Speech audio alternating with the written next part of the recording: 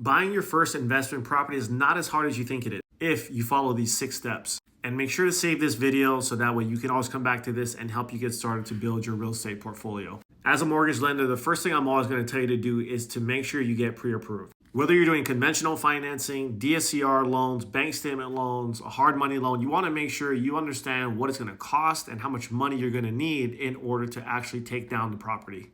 Number 2, you want to make sure you have your strategy in place. Whether you're flipping homes, wholesaling, long-term rentals, short-term, whatever you end up doing, make sure you have a good understanding of what it's going to take to manage the property and also to execute the deal.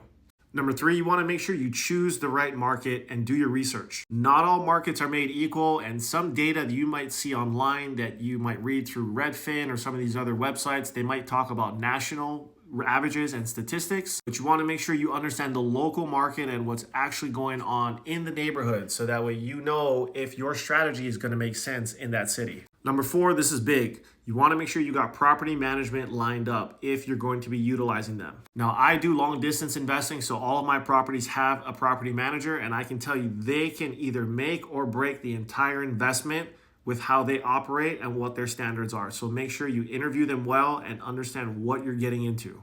And number 5, make sure to understand your expenses. Don't forget to take into account your capital expenditures, your expensive things that cost a lot of money like the roof, the plumbing, the foundation, the electrical. Make sure you understand this stuff. Make sure you have a budget for that, because if anything goes wrong, that could literally kill your entire cash flow for the whole year. And last but not least, number 6, you want to make sure you take action. Real estate investing can be difficult where you overanalyze everything and you actually end up doing nothing. Join investor groups, go to investor meetups, hang around other investors that are doing deals, because I can tell you, as even someone who's in the business every day, if you're not talking real estate or talking about investments, it's really hard to relate to other people because they may not understand the mindset of what it takes to be a real estate investor. Don't sit on the sidelines waiting for a perfect time, because there's really never a perfect time. I wish I would have started investing a long time ago. Don't make the mistake that I made. Do it now. Get started. Go find you a deal.